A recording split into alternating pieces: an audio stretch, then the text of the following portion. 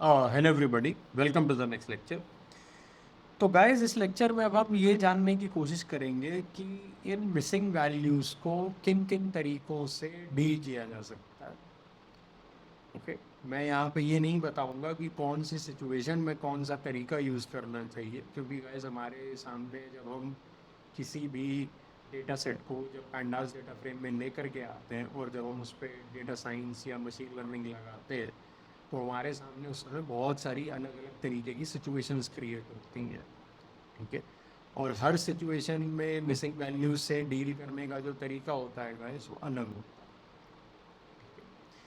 तो अब आप मेरे से पूछेंगे कि इनसे डील करने की क्या ज़रूरत है, जैसा है वैसा ही छोड़ दो, क्या दिक्कत वाली चीज़ है।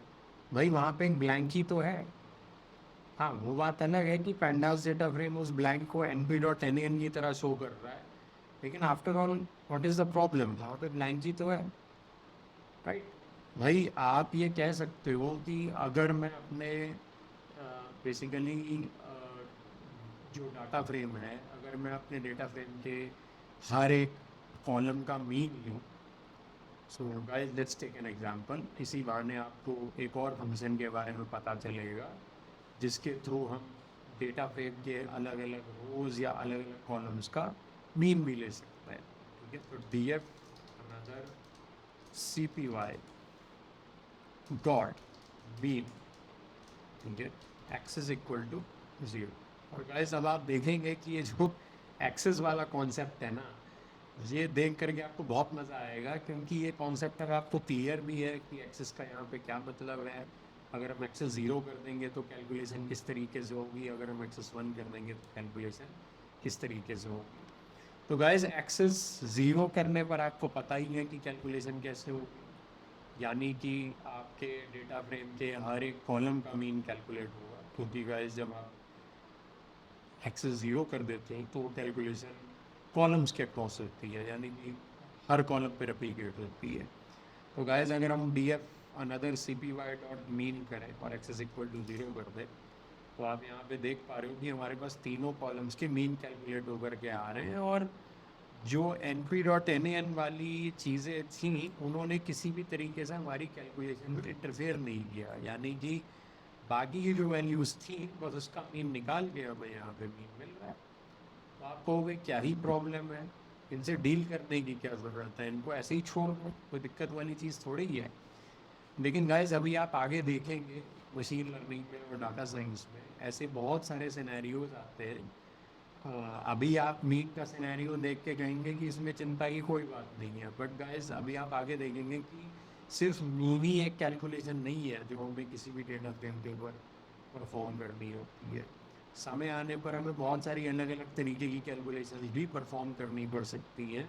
और ऐसी स्थिति में कई बार ऐसा होता है कि उन कैलकुलेशंस का जो आंसर आता है वो np.nan आ जाता है गाइस। क्यों? क्योंकि हमारे डाटा फ्रेम के अंदर एन वैल्यूज थी, यानी कि मिसिंग वैल्यूज थी। तो इसका मतलब कोई ज़रूरी नहीं है कि अभी अगर ये np.nan वैल्यू मीन के साथ इंटरफेयर नहीं कर रही है तो किसी और जगह में इंटरफेयर नहीं करेगी। ऐसा कंपलसरी नहीं है गाइस।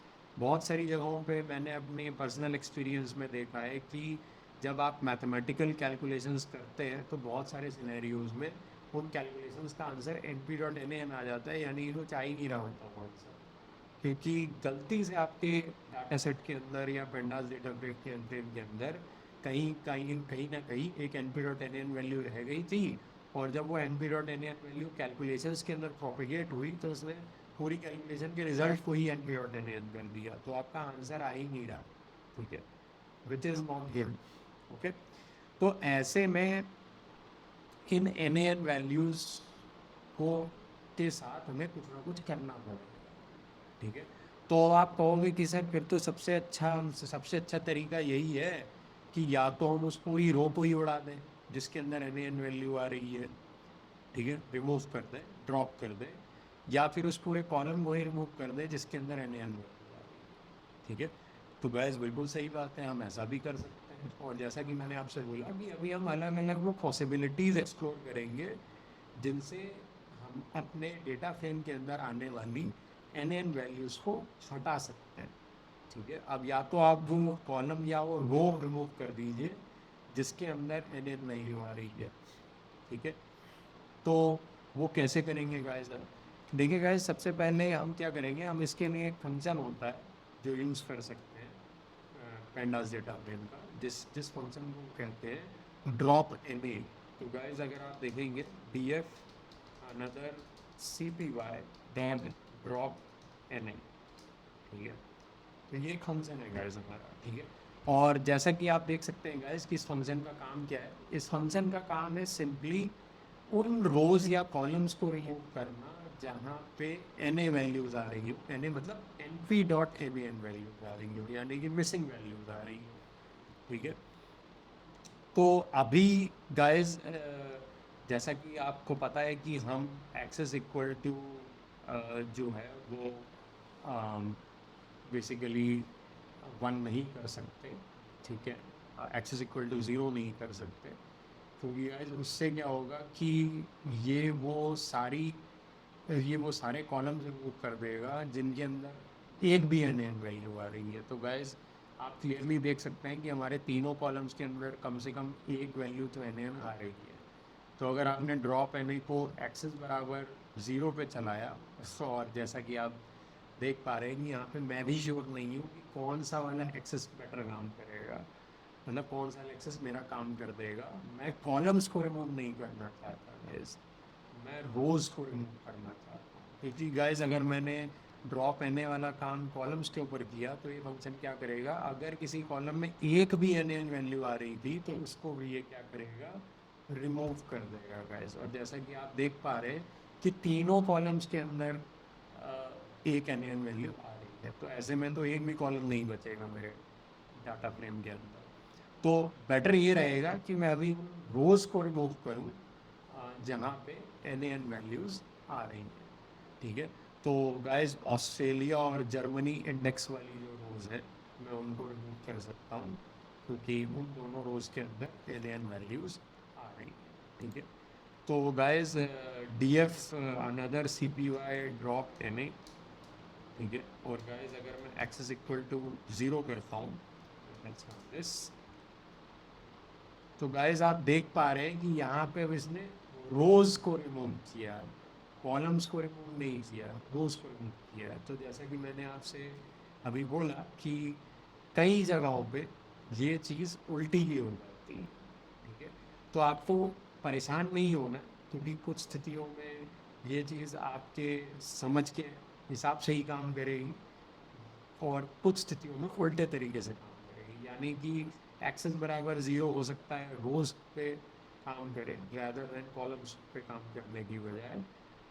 तो आपको चेंज करके देख लेना है, यानी कि गाइस अगर आप एक्सेस इक्वल टू वन करोगे तो इस केस में क्या करेगा, ये कॉलम्स के ऊपर ऑपरेट करेगा, यानी कि वो सारे के सारे कॉलम्स रिमूव कर देगा जिसके अंदर एक भी एन एन वैल्यू आ रही थी। और गाइस आप क्लियरली देख सकते हैं कि यहाँ पे उसने वो सारे कॉलम्स रिमूव कर दिए हैं जहाँ पे एक भी एन एन वैल्यू आ रही थी, ठीक है।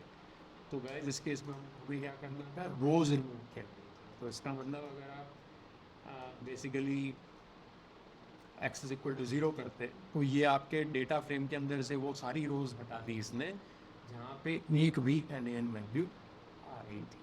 तो अब आप सोच रहे होंगे कि सर ये तो बहुत ही कंफ्यूजिंग मामला है, मतलब कहीं पे X is equal to zero करने से हमारा डिजायर्ड काम हो रहा है, कहीं पे वन करने से काम हो रहा है।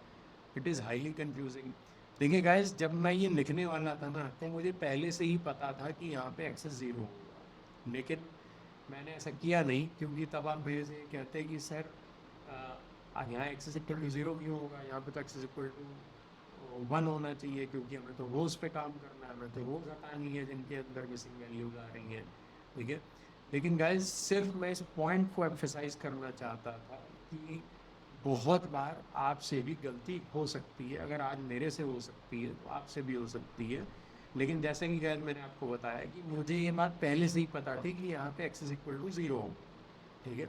और वो इसलिए बता दी गैस क्योंकि मैंने प्रैक्टिस कर रखी है, मुझे पता है कि किस फंक्शन के लिए कहाँ पे किस चीज़ को करने के लिए कौन सी एक्सेस चूज़ करनी पड़ेगी। तो आप कहोगे सर ऐसे तो बहुत सारे फंक्शन हैं और हर फंक्शन के अंदर आपको इतनी सारी चीज़ें याद रखनी पड़ेगी कि अगर रोज पे ऑपरेट करना है तो उस फंक्शन के लिए एक्सेस 0 होगी या 1 होगी, तो ये कैसे याद रखते हो आप? गाइस पहली बात तो बहुत बहुत सारे function regular every day to day use में पैंडास के अंदर यूज नहीं होते हैं। कुछ बहुत ही कॉमन लिमिटेड फंक्शंस हैं जिनका बार बार अक्सर यूज होता है पैंडास डेटा फ्रेम के ऊपर जब हम मशीन लर्निंग और डाटा साइंस लगाते हैं। तो उनमें से ड्रॉप एन एक फंक्शन है जो कि अक्सर यूज होता है, ठीक है।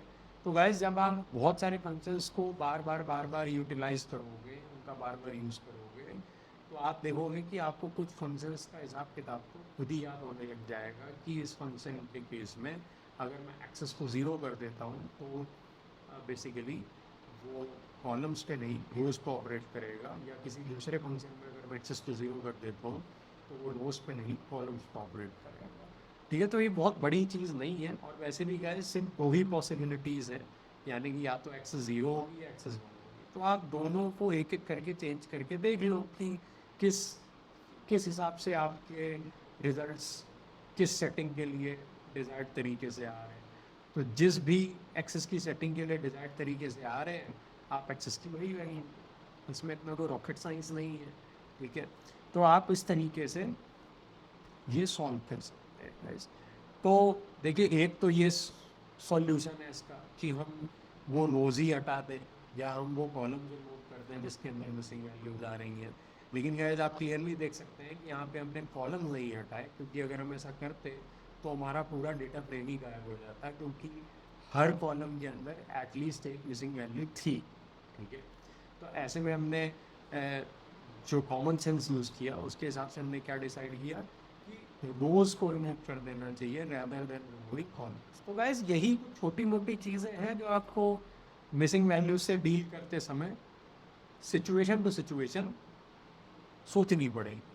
जैसे गाइस ये भी एक छोटा सा एग्जांपल है एक ऐसी सिचुएशन का जहाँ पे हमें मिसिंग वैल्यू से डील करना था और हमने खुद ये डिसाइड किया कि भाई कॉलम्स को रिमूव करना ठीक नहीं रहेगा, क्योंकि कॉलम्स को रिमूव करने से पूरा डाटा ही चला जाएगा हमारा। तो ऐसे में बेटर रहेगा कि हम रोज़ को रिमूव करें, ठीक है। और गाइस इसकी वजह से क्या हुआ कि हमारे np.nan भी चले गए डाटा के अंदर से, और हमारा डाटा भी पूरा नहीं है, सेफ है, almost majority of the data है हमारे पास, और ये बिल्कुल सही फॉर्म, ठीक है। अब गाइस आप एक काम और कर सकते हैं कि आप अगर ड्रॉप एन को देखोगे तो ड्रॉप एन के अंदर आपको एक चीज़ और नज़र आएगी गाइस, और वो है थ्रेशोल्ड पैरामीटर। यहाँ पे आप क्लियरली देख सकते हैं there is something called threshold also, ठीक है। तो अब ये थ्रेशोल्ड क्या है? तो गाइस जैसे कि आप यहाँ पे देख सकते हैं कि ये एक इंटीजर वैल्यू है, require that many non N A values can not be combined with how, ठीक है। तो इसका मतलब गाइस यहाँ पे आप एक थ्रेशोल्ड भी सेट कर सकते हो, यानी कि आप इस पैरामीटर की एक वैल्यू दे दो, ठीक है, और आप एक्सेस की वैल्यू दे दो। तो जैसे मान लो मैंने एक्सेस की value they the let's say मैंने 1 दे दी। तो गाइज अब आपको पता है कि ड्रॉप एन में अगर आप एक्सेस की वैल्यू 1 दोगे तो ये क्या करेगा, ये कॉलम्स को ड्रॉप करेगा, और ऐसे कॉलम्स को ड्रॉप करेगा जिसमें एक भी वैल्यू मिसिंग हो। लेकिन गाइज हम ऐसे कॉलम्स को ड्रॉप नहीं करना चाहते हैं जिसमें एक भी वैल्यू मिसिंग हो, हम ऐसे कॉलम्स को ड्रॉप करना चाहते हैं जिसमें एग्जैक्टली एक वैल्यू मिसिंग हो, या फिर ज़्यादा से ज़्यादा 2 वैल्यू मिसिंग, ठीक है। तो ऐसे में गाइस आप क्या कर सकते हो कि आप यहाँ पे थ्रेशोल्ड पैरामीटर भी यूज़ कर सकते हो, यानी कि थ्रेश इक्वल्स टू 4, ठीक है। और गाइस यहाँ पे 4 क्या है, 4 है number of non missing values. यहाँ पे आपको मिसिंग वैल्यूज का नंबर नहीं देना है, यहाँ पे आपको नॉन मिसिंग वैल्यूज का नंबर देना है, क्योंकि गाइस अभी आपने डॉक्यूमेंटेशन पढ़ा तो आपको समझ में आ रहा होगा, आप यहाँ पे देख पा रहे होंगे कि जब मैंने यहाँ पे पैरेंथेसिस लगाए थे तो डॉक्यूमेंटेशन में लिखा था require that many non N A value. Non N A का मतलब नॉन मिसिंग वैल्यू, तो इसका मतलब थ्रेशोल्ड होगा वो एक इंटीजर वैल्यू होगी, जो कि एक क्राइटेरिया होगा कि किसी भी कॉलम को इनहेरिट करने से पहले अगर उस कॉलम में मिनिमम, ठीक है, मिनिमम 4 नॉन मिसिंग वैल्यूज हैं, ठीक है। ओके, तो उस कॉलम को ये ड्रॉप या तो रखिएगा डिपेंडिंग अपॉन कि वो कैसे काम कर रहा है। तो जैसे गाइस आप यहाँ पे देख सकते हैं x इक्वल्स टू, आपने यहाँ 4 कर दिया, x इक्वल टू 1 कर दिया, ठीक है, और अब मैं इसको चला, ठीक है। तो गाइस इसका मतलब ये है कि ओके, नॉन एन वैल्यूज़ मेरे पास 4 थी, तो ज़्यादातर कॉलम में आप देख सकते हैं कि मेरे पास 4 या 4 से ज़्यादा नॉन मिसिंग वैल्यूज़ है। अगर मैं इसको 4 5 कर देता हूँ, ठीक है, और अगर मैं इसको 1 कर देता हूँ, ठीक है, तो ये इस तरीके से काम कर रहा है। मुझे नहीं बताइए थ्रेशोल्ड वाली चीज़ जो है वो इस केस में काम क्यों नहीं कर रही है। मेरे हिसाब से इसको काम करना चाहिए था, ठीक है। तो गाइस आप देख सकते हैं कि जैसे ही मैंने थ्रेशोल्ड की वैल्यू 6 सेट करी, तो ये अब ये कह रहा है कि मैं उन्हीं कॉलम्स को ड्रॉप नहीं करूँगा जिसमें 6 नॉन मिसिंग वैल्यूज, ठीक है। लेकिन गाइस जब मैं यहाँ पे 5 रख रहा हूँ, तो आप देख सकते हैं मेरा जो रिज़ल्ट है वो वापस आ जाता है, ठीक है। अगर मैं यहाँ पे लेट्स से दैट मैनी, तो अगर मैं यहाँ पे 4 करता हूँ, ठीक है, अगर मैं यहाँ पे 3 करता हूँ, सॉरी 43 तो नहीं होगा, 3 होगा, ठीक है।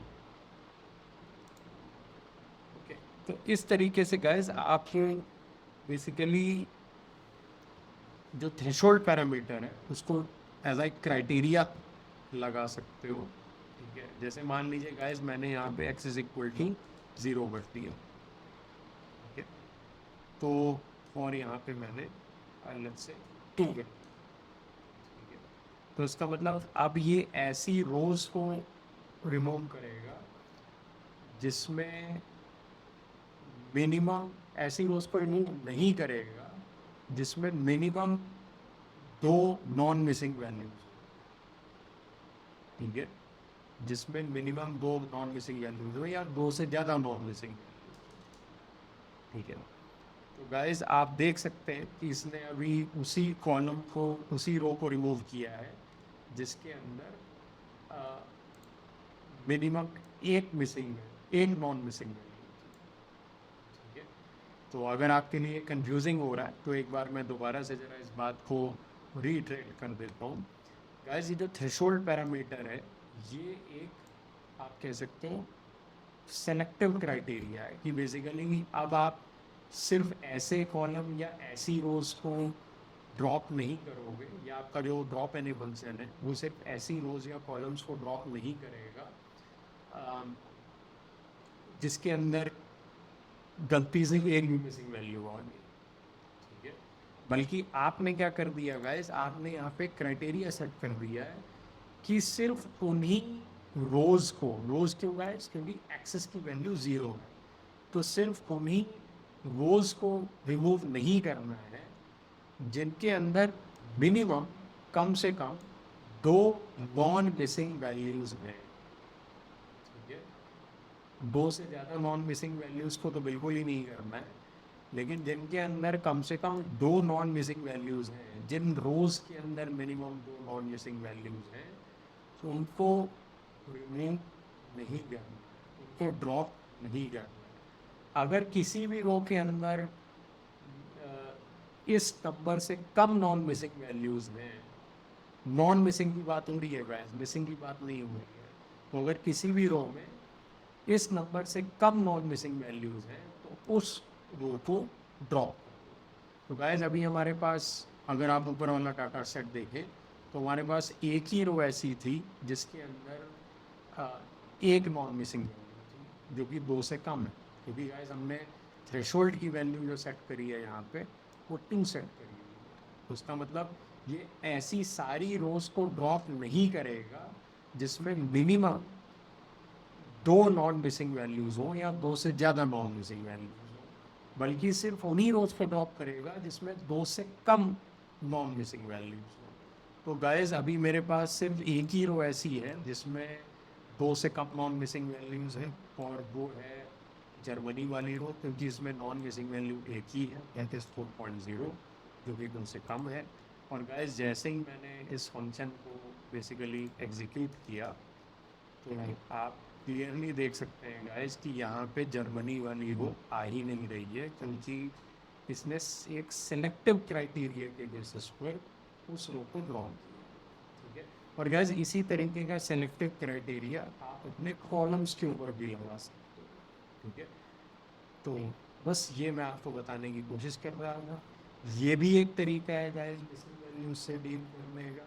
ठीक है, कि आप सिलेक्टिवली कुछ रोज और कॉलम्स को भी रिमूव कर सकते हो, और कि अगर किसी मान लीजिए रो के अंदर या किसी कॉलम के अंदर more than 60% of the values missing है, तो गाइस वो 60% को आपको पहले इंटीजर वैल्यू में कन्वर्ट करना पड़ेगा। कि अगर मान लीजिए टोटल रोज आपके पास 100 है, और 100 का 60% हो गया 60। ठीक है, तो इसका मतलब अगर किसी भी कॉलम के अंदर 60 या 60 से ज़्यादा रोज, ओके, या लेट्स से 60 या 60 से ज़्यादा कॉलम्स। ठीक है, इन शॉर्ट अगर आपके डेटा फ्रेम में कुछ ऐसे कॉलम हैं जिसमें 60 या 60 से ज़्यादा वैल्यूज नॉन मिसिंग है, तो इनको ये ड्रॉप नहीं करेगा। ठीक है, या फिर आपके डेटा फ्रेम के अंदर ऐसी रोज है जिसमें 60 या 60 से ज़्यादा वैल्यूज मिसिंग नहीं है, तो उन रोज को ये ड्रॉप नहीं करेगा। ठीक है, तो आप एक थ्रेशोल्ड वैल्यू लगा करके सेलेक्टिवली भी कुछ रोज और कॉलम्स को ड्रॉप कर सकते हैं एन वैल्यूज कम करने के लिए या उनको रिमूव करने के लिए। ठीक है, उसी तरीके से गाइस एक तरीका और है जो हम फॉलो कर सकते हैं। ठीक है, और वो तरीका क्या है गाइस, हम एक काम और भी कर सकते हैं कि हम मिसिंग वैल्यूज की जगह पे कोई दूसरी वैल्यू ही प्लग इन कर सकते हैं। जैसे कि अगर आप अभी यहाँ पे देखें तो हमारे पास CPY, तो गाइस अगर आप यहाँ पे देखो तो हमारे पास यहाँ पे ये हमारा डाटा फ्रेम है, और अभी भी हमारे डाटा फ्रेम में एन वैल्यूज़ है। तो रैदर देन इन रोज को रिमूव करना जिनके अंदर एन वैल्यूज़ हैं, हम क्यों नहीं ऐसा कर लेते कि हम उन एन वैल्यूज़ को किसी दूसरी वैल्यू से फिलअप कर दें, यानी कि उस मिसिंग वैल्यू की जगह पे कोई दूसरी वैल्यू आ जाएगी। तो गाइस ये भी तो एक तरीका है, ऐसे भी .NaN वैल्यू रिमूव करी जा सकती है, यानी कि मिसिंग वैल्यू रिमूव करी जा सकती है।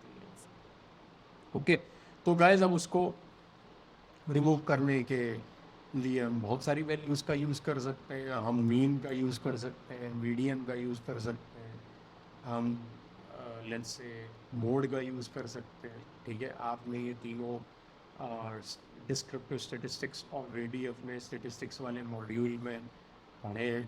ठीक है, और अगर आप ये कोर्स इंडिविजुअली देख रहे हो, यानी कि सिर्फ आप हमारा ये कोर्स ही ले रहे हो, आप क्यों आपने बाकी के कोर्सेज हमारे नहीं देखे, तो आई विल हाईली रिकमेंड कि आप हमारे उन कोर्सेज को भी परचेज करिए। ठीक है, और वहाँ से आपको स्टेटिस्टिक्स का भी बहुत अच्छा नॉलेज मिलेगा, और फिर उस कंबाइंड नॉलेज के साथ आप जब यहाँ पे आओगे और इस तरीके की चीज़ें जब आप पैंडास डेटा फ्रेम के अंदर करोगे, तो आपको जो आपकी जो कॉन्सेप्चुअल अंडरस्टैंडिंग है वो और भी अच्छी हो जाएगी। ठीक है, तो इस तरीके से हम फिल भी कर सकते हैं गाइस। तो फिल करने के लिए अब हम क्या करें, तो गाइस हम एक काम करते हैं कि हम तीनों कॉलम्स का मीन निकाल लेते हैं। ठीक है, तीनों कॉलम्स का मीन। तो गाइस अब आपको एक और फंक्शन के बारे में पता चलेगा जिससे हम डाटा फ्रेम के अलग अलग कॉलम्स का मीन भी निकाल सकते हैं। ठीक है, ऑल दो आई गेस शायद मैं फंक्शन आपको ऊपर चला के दिखा चुका हूँ। Yes, obviously. तो हमारे पास ये चीज़ है। तो गाइस हम एक काम करते हैं, हम मीन नाम का एक वेरिएबल बनाते हैं, और उसके अंदर अनदर CPY डॉट मीन के जो रिजल्ट्स हैं उनको स्टोर करा लेते हैं। तो गाइस मीन जो है वो हमारा क्या हो गया, मीन भी आप एक हिसाब से कह सकते हो कि हमारा एक डाटा फ्रेम है जिसके रो इंडेक्स है नेम, एज और नेशनैलिटी, और कॉलम इंडेक्स है जीरो। ठीक है, तो गाइस अब अगर आप basically dot dot L O C या इस तरीके का काम करके अगर आप इनमें से नंबर्स को फेच करते हैं तो गाइस आप बड़े आराम से बेसिकली अलग अलग मीन्स को फेच कर सकते हैं। यानी कि डॉट एल ओ सी, ठीक है, नेम, ठीक है, कॉमा ज़ीरो, आई गेस, ठीक है, सॉरी गाइस, मिस्टेक कर दी, नेम, तो आप क्लियरली देख पा रहे हैं गाइस कि आ, जो डॉट एल ओ सी है, dot L O C name लिखने से मुझे नेम का मीन मिल रहा है, और डॉट एल ओ सी एज लिखने से मुझे एज का मीन मिलेगा, और डॉट एल ओ सी नेशनैलिटी लिखने से मुझे नेशनैलिटी का मीन मिलेगा। तो गाइस एक काम हम यहाँ पे कर सकते हैं कि हम फिल एन ए फंक्शन का यूज़ कर सकते हैं। तो गाइस ये एक नया फंक्शन आपके सामने आपको पता चल रहा है जिसे हम कहते हैं फिल एन ए फंक्शन।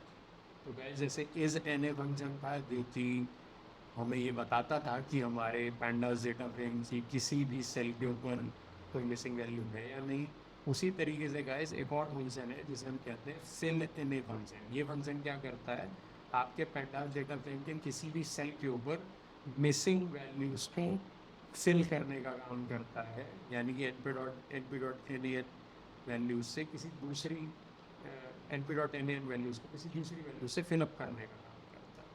तो गाइस जैसे कि मान लीजिए मुझे अपनी एज वाले कॉलम के अंदर वैल्यूज़ को फिलअप करना था, तो dot age, sorry D F another C P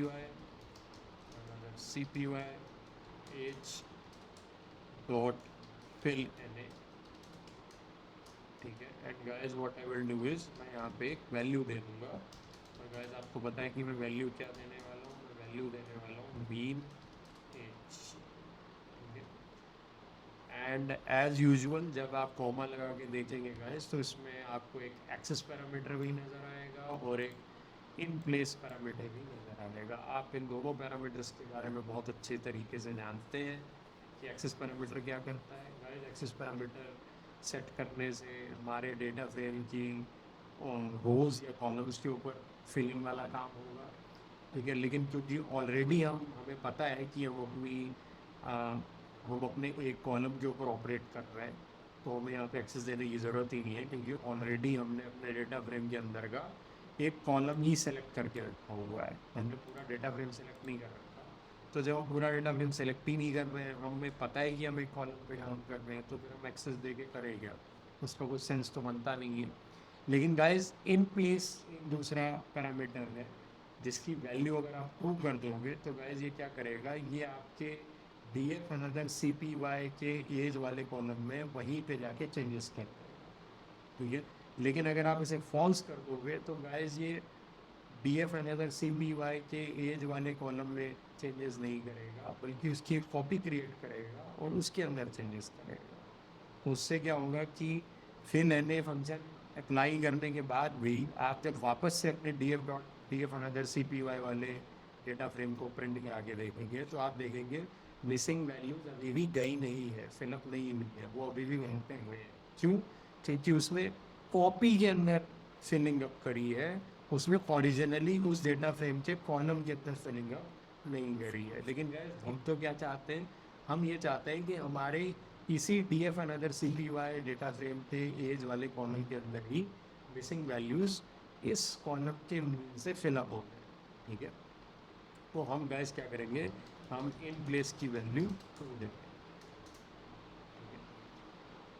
और जैसा कि आपको पता है कि इसमें कोई आपको इतना सोचने की ज़रूरत नहीं है गाइस, डोंट वरी, ठीक है। और ये वार्निंग दे रहा है बस आपको, तो D F another C P Y, ठीक है। और जैसा कि गाइस आप देख सकते हैं कि हमारा जो एज वाला कॉलम था उसके अंदर जो एन मिसिंग वैल्यू थी वो 28.4 से फिलअप हो गई है, यानी भी उसकी जगह पे मीन आ गया। तो गाइस इस तरीके से आप बेसिकली बाकी के कॉलम से भी डील कर सकते हैं, ठीक है। और आप चाहें तो रोज पे भी आप सेम तरीके से डील कर सकते हैं, कॉलम्स पे भी सेम तरीके से डील कर सकते हैं, ठीक है।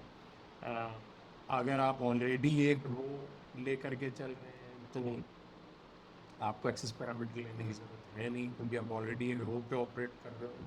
अगर आप एक कॉलम ले रहे हो तो भी आपको एक्सेस पैरामीटर देने की ज़रूरत नहीं है। लेकिन गाइस अगर आप पूरा डेटा फ्रेम ले रहे हो और उसके ऊपर अगर आप फिल एन लगा रहे हो तो आपको बताना पड़ेगा कि आप ये जो फिलिंग अप करना चाहते हो ये किस एक्सेस के क्रॉस करना चाहते हो, यानी कि क्या आप हर कॉलम पे फिलिंग अप करना चाहते हो या हर रो पे फिलिंग अप करना चाहते हो, मतलब भरना कैसे चाहते हो वैल्यूज़ को। तो गाइस इसी तरीके से आप बाकी के कॉलम भी फिलअप कर सकते हैं। तो अब अगर इस कॉलम में और भी जगहों पे np.nan आ रहा होता तो ये क्या करता, एज वाले कॉलम में उन सारी np.nan वैल्यूज़ की जगह 28.4 ही फिलअप कर। ठीक है।